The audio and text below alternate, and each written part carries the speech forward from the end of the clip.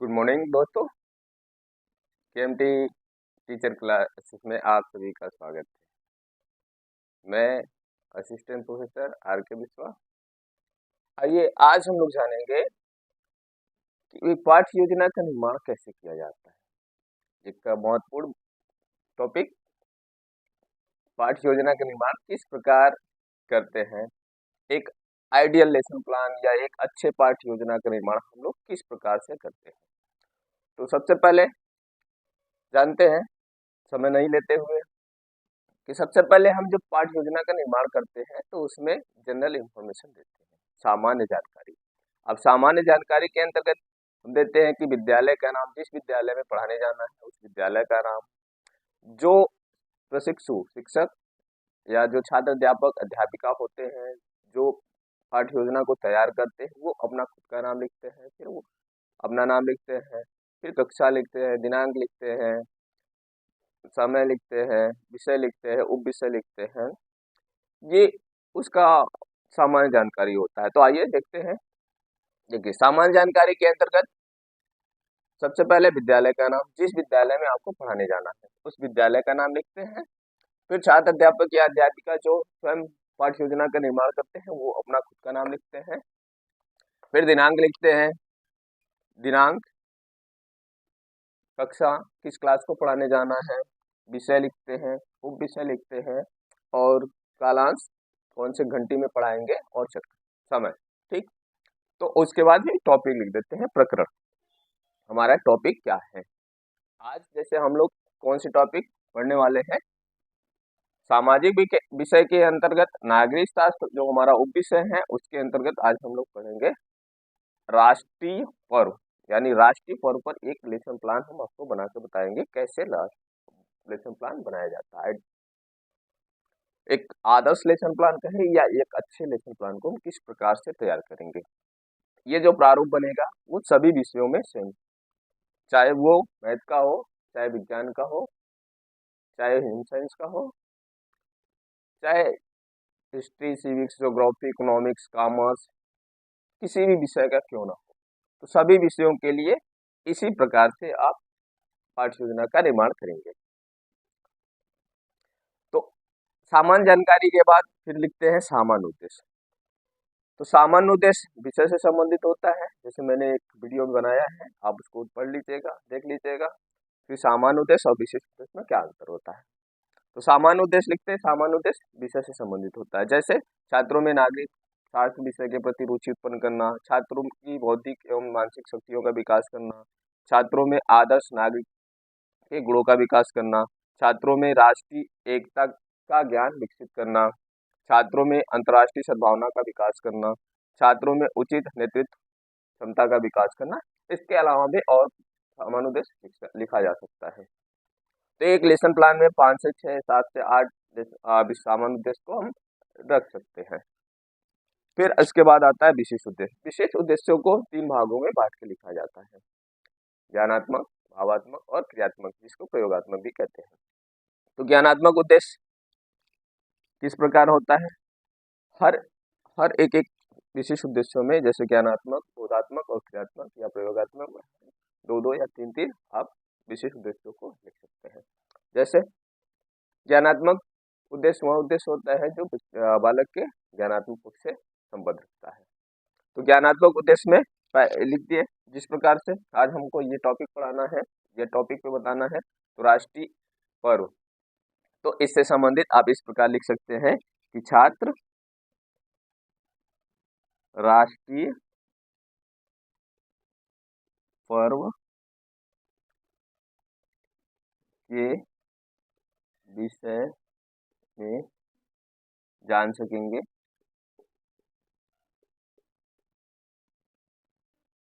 ठीक है, जान सकेंगे या इसी में कर देते हैं, या इसे या परिभाषित कर सकेंगे, परिभाषित कर सकेंगे। दूसरा इसी में हो जाएगा कि छात्र राष्ट्रीय पर्व का प्रत्यास्मरण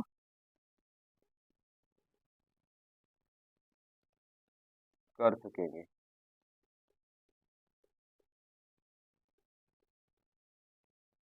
क्या कर सकेंगे? इसका प्रत्यास्मरण कर सकेंगे। ठीक, दो हो गया। अब हम ज्ञानात्मक हो गया।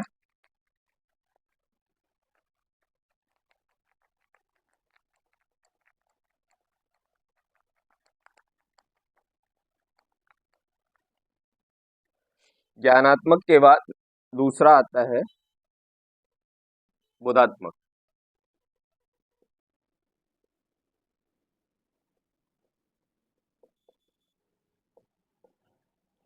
बोधात्मक उद्देश्य, अब इसमें भी दो दो इसमें भी लिख लेते हैं। और किस प्रकार लिखेंगे? बोधात्मक उसके समझ यानी बोध पक्ष से संबंध रखता है। जैसे छात्र राष्ट्रीय, ठीक, छात्र राष्ट्रीय पर्व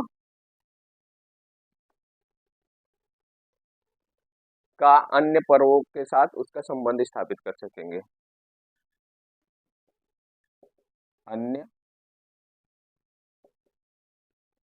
पर्वों के साथ उसका संबंध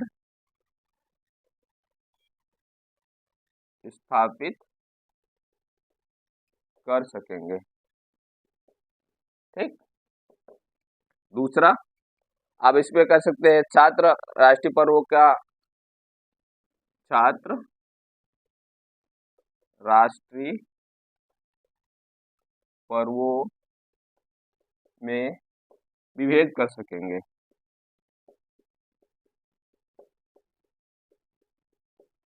ठीक, विभेद कर सकेंगे, ये हो गया। दो काफी है। और नहीं तो इस राष्ट्रीय पर्वों की व्याख्या कर सकेंगे, राष्ट्रीय पर्वों को चयन कर सकेंगे, ये सब और भी आप लिख सकते हैं। अब तीसरा आता है क्रिया प्रयोगात्मक लिखते हैं।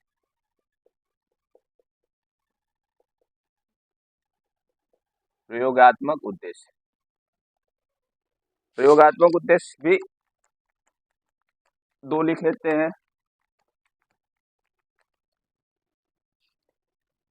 प्रयोगात्मक उद्देश्य में भी दो लिख लेते हैं। जिससे प्रयोगात्मक उद्देश्य वो कि जिसको पढ़ने और समझने के बाद हम अपने जीवन में उसका प्रयोग कर सके, यानी छात्र उसको अपने जीवन में उसका प्रयोग कर सके। तो छात्र राष्ट्रीय पर्व, राष्ट्रीय पर्वों के आदर्शों आदर्शों के विषय में तर्क कर सकेंगे, विषय में तर्क कर सकेंगे। दूसरा, इसमें तर्क कर सकेंगे और इसके महत्व को अपने विषय में अपने जीवन में उतार सकेंगे, ये भी कर सकते हैं। छात्र राष्ट्रीय पर्वों का, राष्ट्रीय पर्वों के महत्व को अपने, राष्ट्रीय पर्वों के महत्व को अपने जीवन में प्रयोग कर सकेंगे। ठीक, इसके अलावा भी कह सकते हैं उसका मूल्यांकन, राष्ट्रीय पर्वों का मूल्यांकन कर सकेंगे, कौन से पर्व किस तरह का है, ये सब भी इसमें आप प्रयोगात्मक में कर सकते हैं। उसकी व्याख्या भी कर सकते हैं, प्रयोगात्मक में उसकी व्याख्या भी कर सकते हैं, यानी उसको समझेंगे, जानेंगे, समझेंगे तब ही ना उसको अप्लाई कर पाएंगे। तो इसमें अप्लाई का बात होता है, उसको प्रदर्शित कर पाएंगे, उसको दिखा पाएंगे प्रदर्शित करके। ठीक है, इसमें उसका प्रयोग कर सकेंगे, ये सब चीजें आते हैं। जहाँ तक ये विशेष उद्देश्य हो गया। अब इसके बाद का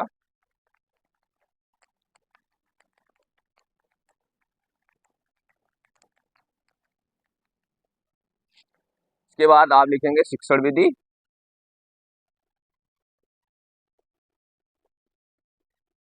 ठीक।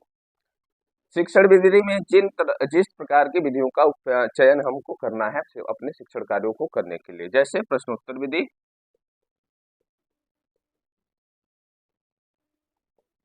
प्रश्नोत्तर विधि का प्रयोग करेंगे, और व्याख्या विधि का, व्याख्या विधि, उदाहरण देना है तो उदाहरण विधि, उदाहरण विधि, आगमन विधि, निगमन विधि। ठीक, इस प्रकार का विधियों का चयन करेंगे। अब सैंपल यूज करेंगे तो सैंपल विधि,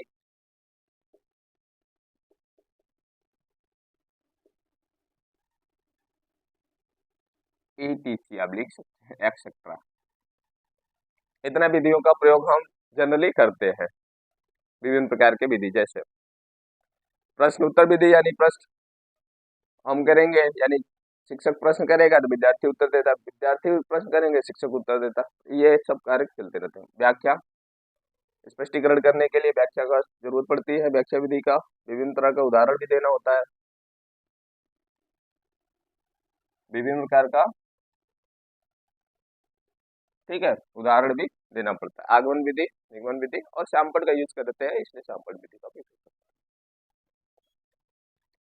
विधि के बाद आप लिख सकते हैं शिक्षण सहायक सामग्री, शिक्षण सहायक सामग्री।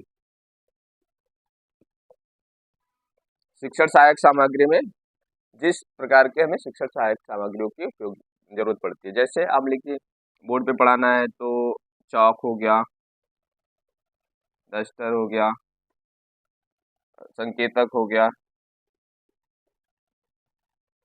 संकेतक हो गया, चौक डस्टर संकेतक हो गया, तो चौक डस्टर चाहिए तो ब्लैक बोर्ड भी चाहिए, श्यामपट, श्यामपट हो गया, मॉडल हो गया, चार्ट पेपर वगैरह बनाए, चार्ट चार्ट हो गया, और जो कक्षा उपयोगी सामग्री, जो आपके क्लास से उपयोगी सामग्री है उसको क्या, ये यहाँ तक क्लियर। फिर इसके बाद आप लिख लेंगे पूर्व ज्ञान। पूर्व ज्ञान कि जो भी टॉपिक आप पढ़ाने जा रहे हैं, आप ये मान के चलते हैं कि बच्चे को वो थोड़ी बहुत जानकारी है उसमें, इसलिए प्रीवियस नॉलेज आप लिखते हैं कि बच्चों की दृष्टि से कि बच्चे इस पार्ट को सामान्य जानकारी रखते हैं। तो आप इसमें लिख सकते हैं छात्र राष्ट्रीय पर्व के विषय में सामान्य जानकारी, ठीक, सामान्य जानकारी रखते हैं। ये सिंपल सी बात हो गया प्रीवियस नॉलेज में कि छात्र या छात्र छात्रा या विद्यार्थी राष्ट्रीय पर्व के विषय में सामान्य जानकारी रखते हैं। यहाँ तक क्लियर। अब इसके बाद आगे का जो प्रोसेस है इस प्रकार है।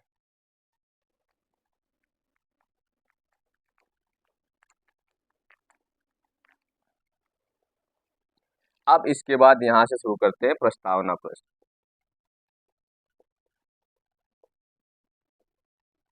प्रस्तावना प्रश्न के लिए हम यहाँ पे 2 कॉलम बनाते हैं, इस तरह का 2 कॉलम बनाते हैं, आप बना लीजिएगा। ठीक, अच्छा,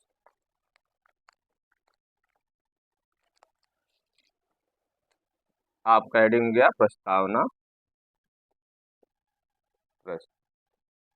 ठीक, तो आप यहाँ से इस प्रकार से 1-2 कॉलम बना लीजिए।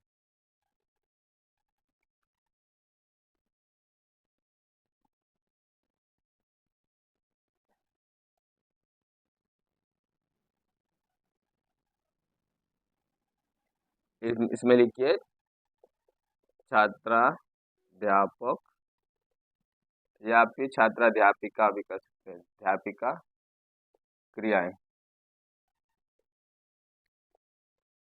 इसमें छात्र क्रियाएं,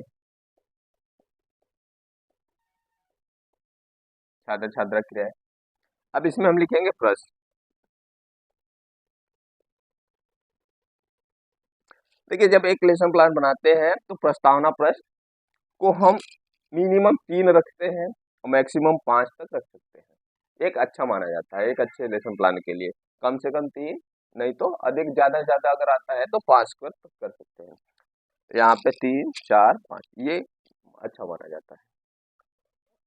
3 से कम तो होना ही नहीं चाहिए, नहीं तो वो स्वीकार नहीं किया जाता है। 3 से कम बिल्कुल नहीं होना चाहिए।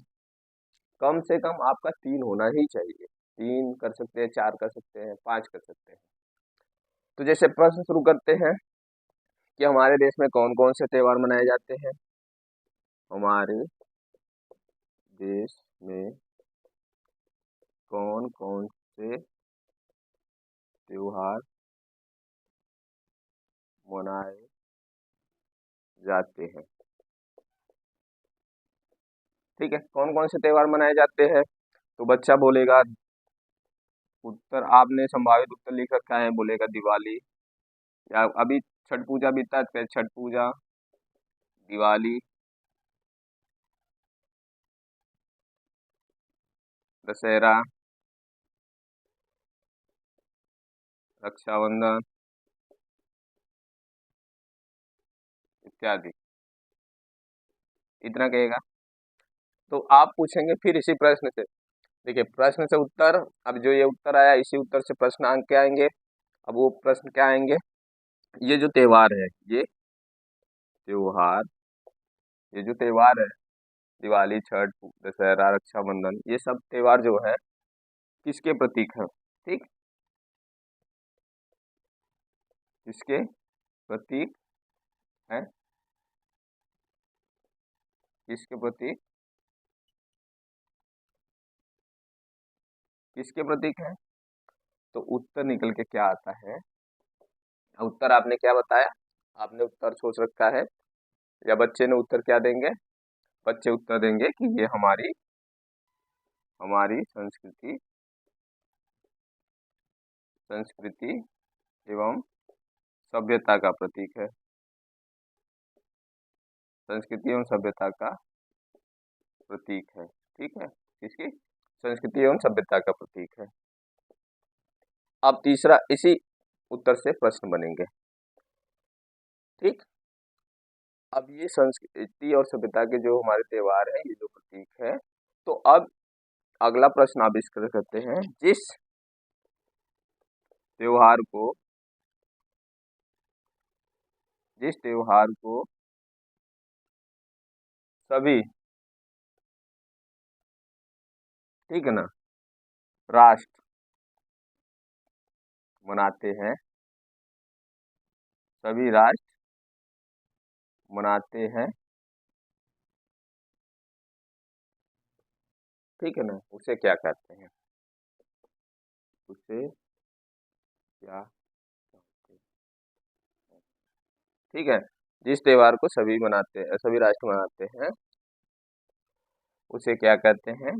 तो उत्तर निकल के क्या आया, राष्ट्रीय पर्व कहते हैं। ठीक, उसे राष्ट्रीय पर्व कहते हैं। तो अब आप पूछेंगे कि राष्ट्रीय पर्व क्या है।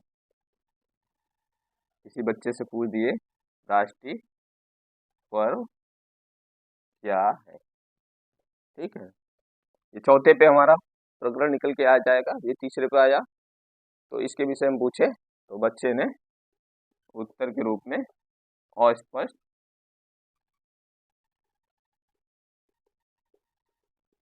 उत्तर दिया।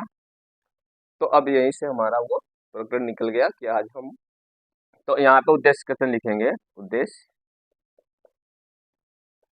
कथन, उद्देश्य कथन में क्या लिखते हैं कि बच्चों आज हम लोग राष्ट्रीय पर्व के विषय में अध्ययन करेंगे। यहाँ बच्चों, छात्रों या बच्चों लिख दीजिए। बच्चों या छात्रों, आज हम लोग राष्ट्रीय पर्व के विषय में अध्ययन राष्ट्रीय पर्व के विषय में अध्ययन करेंगे। ठीक, यहाँ कि छात्रों आज हम लोग राष्ट्रीय पर्व के विषय में अध्ययन करेंगे। यहाँ तक क्लियर। अब इसके आगे का जो प्रोसेस है वो थोड़ा अलग करते हैं। वो इस प्रकार है।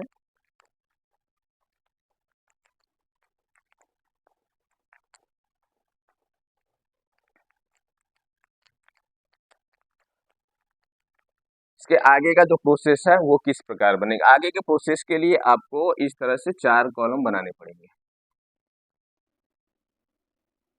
कॉपी में इस तरह से 4 कॉलम।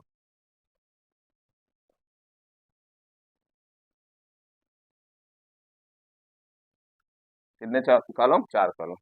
पहले कॉलम में शिक्षण बिंदु लिखेंगे, शिक्षण बिंदु। दूसरे में छात्र अध्यापक या अध्यापिकाएं, छात्राध्यापक क्रियाएं।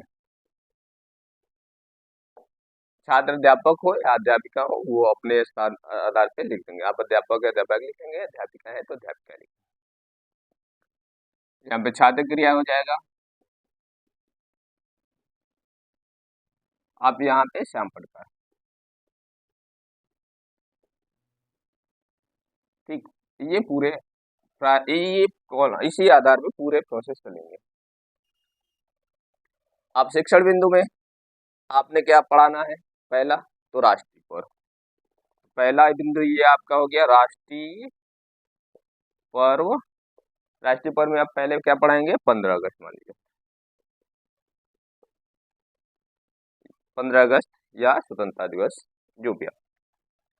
तो यहाँ पे किसी विद्यार्थी से पूछ लिए स्वतंत्रता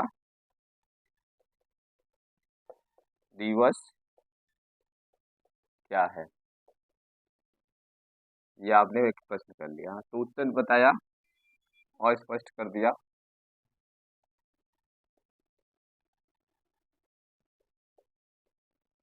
यहाँ पे तो आप शुरू कर देंगे व्याख्या। 15 अगस्त के बारे में व्याख्या करेंगे कि 15 अगस्त हमारा राष्ट्रीय पर्व है। इस दिन हमारा देश आज़ाद हुआ है 15 अगस्त सन 1947 को। अब इसके बारे में आप व्याख्या करेंगे। यहाँ पे व्याख्या कर दिए तो इसमें आप लिखेंगे छात्र ध्यानपूर्वक सुनते हैं, समझते हैं। ठीक है, ध्यानपूर्वक सुनते समझते लिखते हैं। अब यहाँ पे जो चीजें होंगी जो आपको लगेगा डिफिकल्ट है या फिर जो लगेगा कि हमको बोर्ड पे लिख के बताना है समझाना है, कुछ चीजें जैसे यहाँ लिख दीजिए 15 अगस्त 1947 को हमारा देश आज़ाद हुआ है। बहुत हमारे पूर्वज बहुत स्वतंत्रता सेनानियों ने मिलकर अपने त्याग और बलिदान देकर हमारे देश को आज़ाद कराया। ठीक, ऐसे आप जो भी आपको व्याख्या करनी है 15 अगस्त के बारे में वो लिखेंगे। फिर यहाँ पे मुख्य मुख्य चीज़ें आपको लगेगा जो हाईलाइटेड चीज़ें करनी है उसे बोर्ड पे आप लिख के बता सकते हैं जिससे बच्चे को लिखने समझने में आसानी हो सके। ठीक, फिर इसके बाद आप बोधात्मक प्रश्न करते हैं।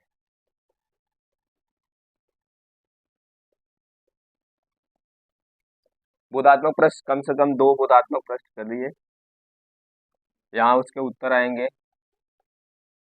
2 पूछे तो 2 उत्तर आएंगे। जैसे पूछ लिए कि स्वतंत्रता दिवस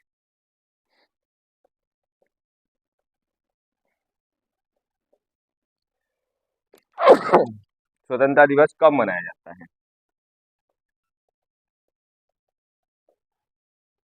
जाता है।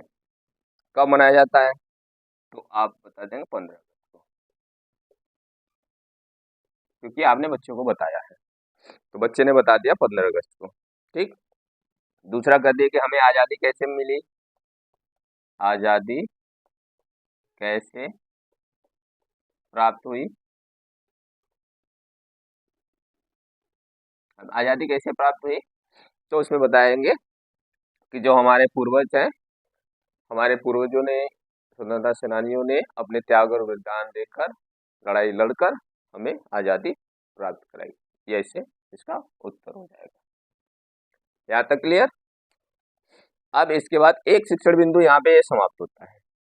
अब दूसरे शिक्षण बिंदु पे जाने के लिए हमें बोधात्मक प्रश्नों का सहारा लेना पड़ता है। दूसरे शिक्षण बिंदु पे जाने के लिए हमें बोधात्मक प्रश्नों का सहारा लेना पड़ता है। प्रोसेस यही रहेगा। फिर यहाँ से आप इसको हटा देंगे, उसके नीचे लिखेंगे, यहाँ पे हम बता रहे हैं,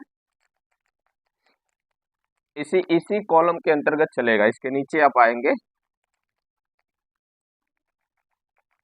इसी कॉलम के अंतर्गत आएगा।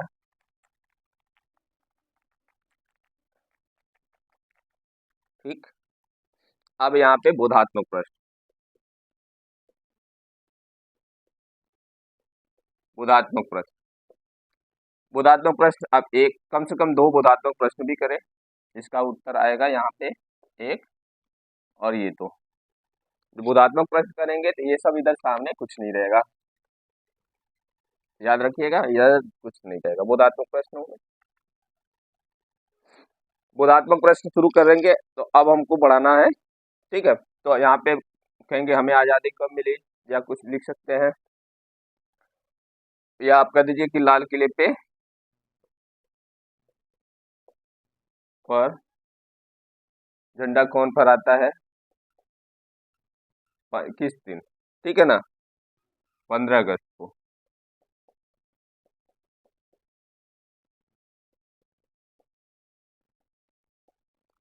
15 अगस्त को लाल किले पे झंडा कौन फहराता है, तो उत्तर निकल के आएगा कि प्रधानमंत्री, पीएम।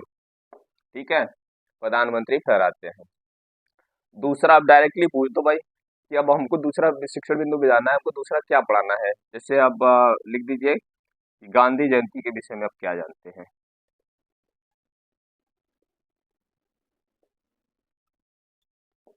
तो बच्चे ने थोड़ा बहुत उत्तर देंगे और स्पष्ट। ठीक है ना। अब आपको पढ़ाना है गांधी जयंती, तो दूसरा यहाँ पे लिख देंगे, इसके सामने अब जहाँ से स्पष्टीकरण देंगे, गांधी जयंती या 2 अक्टूबर। ठीक, सेकेंड। तो अब यहाँ पे स्पष्टीकरण लिखेंगे, स्पष्टीकरण, स्पष्टीकरण। अब गांधी जयंती के विषय में लिखेंगे, गांधी जी का जन्म कब, कहाँ, कैसे और हुआ। 2 अक्टूबर हम गांधी जयंती के रूप में ही मनाते हैं। ठीक है। वैसे अब इसके बारे में आप यहाँ पे वर्णन करेंगे, या मतलब स्पष्टीकरण देंगे, बताएंगे बच्चों को। ठीक है।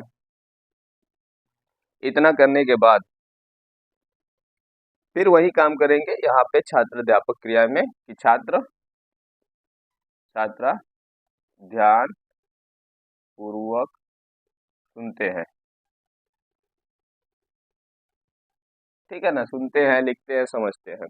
जब हम स्पष्टीकरण देते हैं, तो जब बताते हैं, समझाते हैं, तो हमें ब्लैक बोर्ड का यूज करना पड़ता है। तो यहाँ पे आप लिख दीजिए क्या बता रहे, गांधी जी को, गांधी जयंती।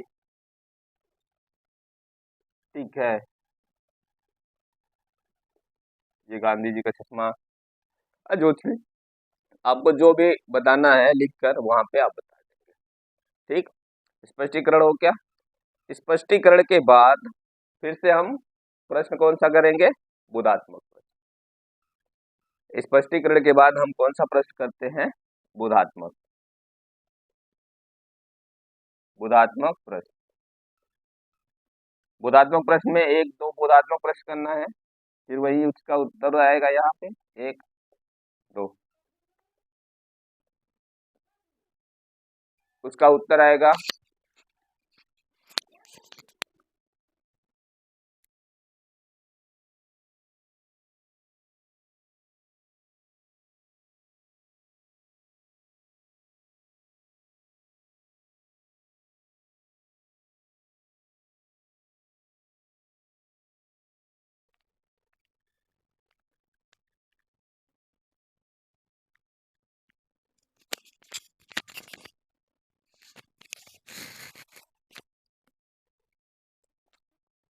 बोधात्मक प्रश्न यहाँ पूछ लिए।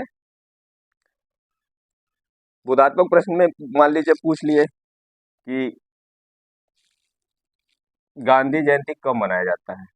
गांधी जयंती कब मनाया जाता है,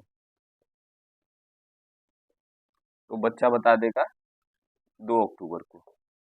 ठीक है ना। दूसरा पूछ लिया इसी में, गांधी जी का जन्म ही पूछ लिए।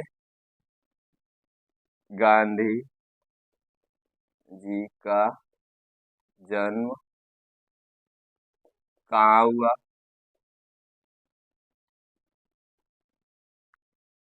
तो बताएगा बच्चा। पोरबंदर नामक स्थान पर हुआ था, कहाँ, ये बता देगा। जो आप बताएंगे वो बता देगा। फिर आप क्या करेंगे, यहाँ से, यहाँ तक क्लियर। अब फिर तीसरे शिक्षण बिंदु पे जाना है। ये दूसरा हो गया, दूसरा शिक्षण बिंदु। अब एक हमने बताया था कि जब पाठ्य योजना बनाते हैं तो मुख्य रूप से 3 शिक्षण बिंदुओं को ध्यान में रखते हुए बनाते हैं। 3 शिक्षण बिंदु इसमें होने चाहिए।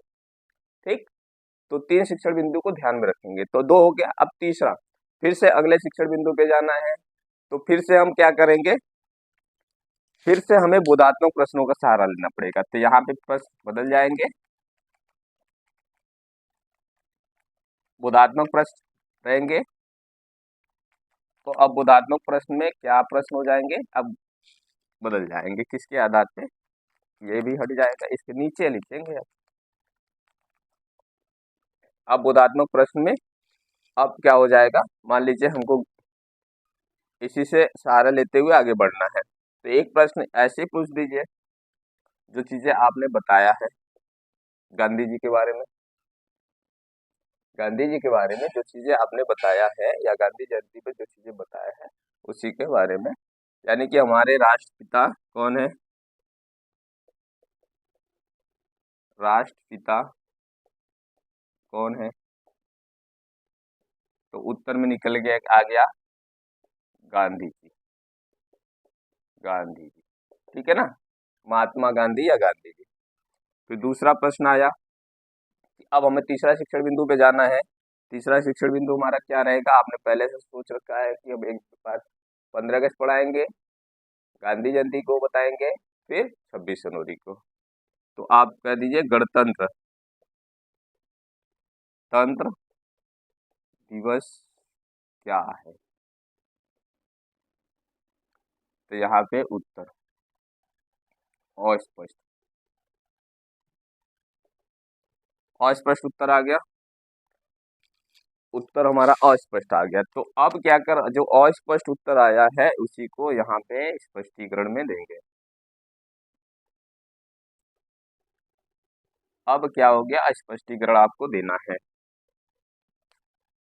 ठीक,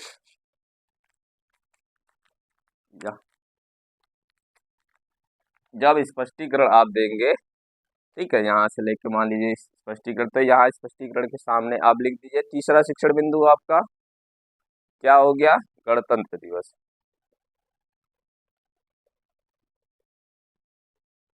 या 26 जनवरी। ठीक है, ये हो गया। अब इसके बारे में आप बताइए, गणतंत्र दिवस क्या है। गणतंत्र दिवस हमारा राष्ट्रीय पर्व है। राष्ट्रीय पर्व इस दिन यानी 26 जनवरी सन 1950 को हमारा संविधान लागू हुआ था। इस दिन हम लोग अपने कर्तव्यों, अपने दायित्वों को याद करते हैं, और इस दिन सभी संस्थाओं में शैक्षिक संस्थाएं हो जैसे स्कूल, कॉलेज, विश्वविद्यालय, हर जगह पे इसको मनाया जाता है, झंडा फहराया जाता है।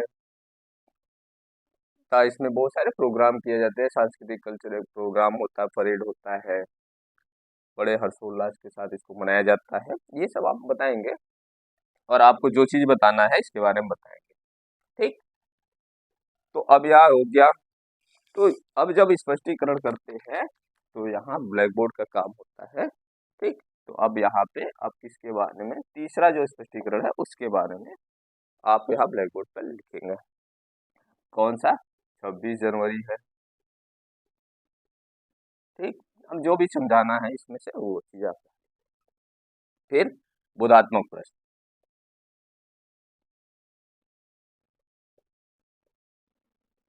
फिर वही बोधात्मक प्रश्न दो। अब यहाँ पे इसे क्लोज कर देंगे, इस तरह से ऐसे क्लोज कर देंगे। अब यहाँ पे जाके ये कॉलम क्लोज हो जाएगा, बोधात्मक प्रश्न आप कर लेंगे दो, तो यहाँ पे ये क्लोज हो जाएगा। ठीक, जब आप बोधात्मक प्रश्न कर लिए ये क्लोज हो जाएगा। तो बोधात्मक प्रश्न में क्या करेंगे, जब अभी जो इससे इसमें जो आप पता है स्पष्टीकरण में वही कर लेना है कि हमारा संविधान कब लागू हुआ, यानी संविधान कब लागू हुआ। तो उत्तर निकल के क्या आ जाएगा? 26 जनवरी 1950 को। ठीक है ना, 1950 को लागू हुआ। दूसरा, एक और प्रश्न कर लो, इसी को कर लो, अभी तो आपने पढ़ाया, बच्चों से पूछ लीजिए। गणतंत्र दिवस कब मनाया जाता है?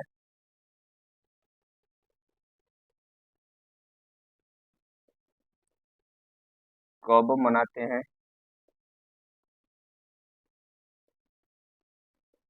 तो उत्तर निकल के आ जाएगा 26 जनवरी को मनाते हैं। यहाँ तक क्लियर है? इसके बाद अब यहाँ तक क्लियर है, तो अब ये कॉलम, ये जो चार कॉलम था, अब ये कॉलम यहीं पे क्लोज हो गया। तो इसके बाद अब क्या करेंगे, ये लास्ट स्टेप चल रहा है एक लेसन प्लान के लिए। ये अब आखिरी स्टेप आ गया, इसमें क्या करेंगे।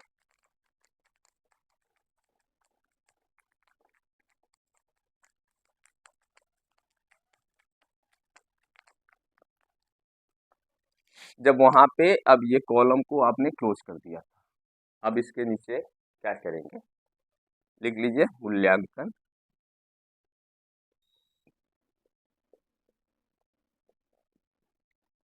या पुनरावृत्ति प्रश्न।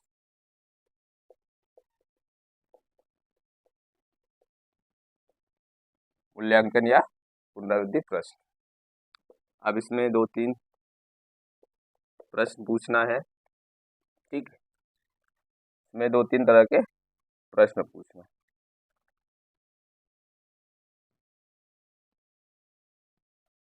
ओवरऑल आपने जो सारी चीजें पढ़ा दी तो अब उससे संबंधित प्रश्न पूछना है मूल्यांकन प्रश्नों में। नहीं तो निरीक्षण कार्य करने के बाद प्रश्न पूछिए, फिर गृह कार्य देंगे। ओवरऑल पढ़ा लिए, मूल्यांकन कर लिए, तो अब क्लास वर्क देंगे, निरीक्षण कार्य कराएंगे, फिर इसको गृह कार्य देकर छोड़ देंगे। ठीक, तो अब मूल्यांकन प्रश्न कर लीजिए। अब इसमें कर दीजिए 15 अगस्त, यानी अब सीधे सीधे चलिए, स्वतंत्रता दिवस, दिवस कब मनाया जाता है?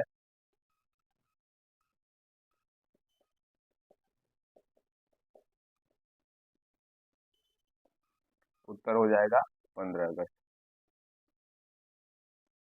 ठीक है ना, उत्तर होगा आप अपने समझने के लिए। गणतंत्र दिवस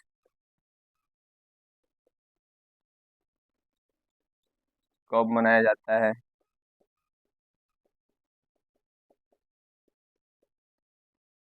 ठीक है, तो उत्तर आपने लिखा 26 जनवरी।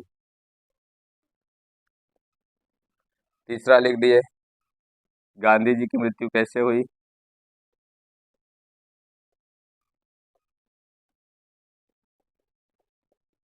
कैसे हुई? गोली मारकर।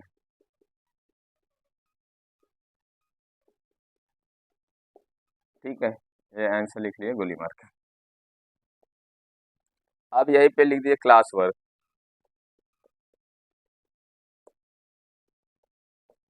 क्लास वर्क, कक्षा कार्य मूल्यांकन कर लिए आप, तो कुछ थोड़ा सा क्लास वर्क दे दो। क्लास वर्क करेंगे, आपने दे दिया है कि 15 अगस्त पर अपने शब्दों में निबंध लिखे। लिखे, ये बच्चा लिखेगा तो इसके नीचे लिख दीजिए निरीक्षण का।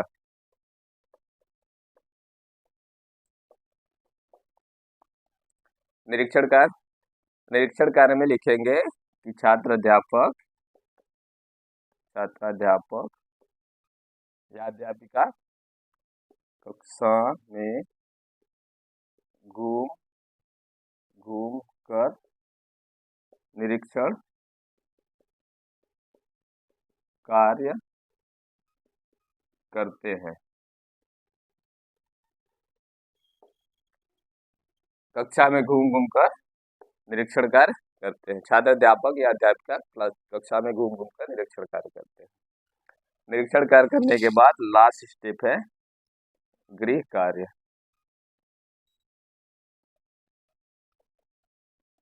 अब गृह कार्य लिखकर छोड़ देंगे, बच्चों को गृह कार्य देकर छोड़ देंगे। गृह कार्य में क्या लिखेंगे? अभी आपने जो पढ़ाया है लिख दीजिए 15 अगस्त, 26 जनवरी पर निबंध लिखिए।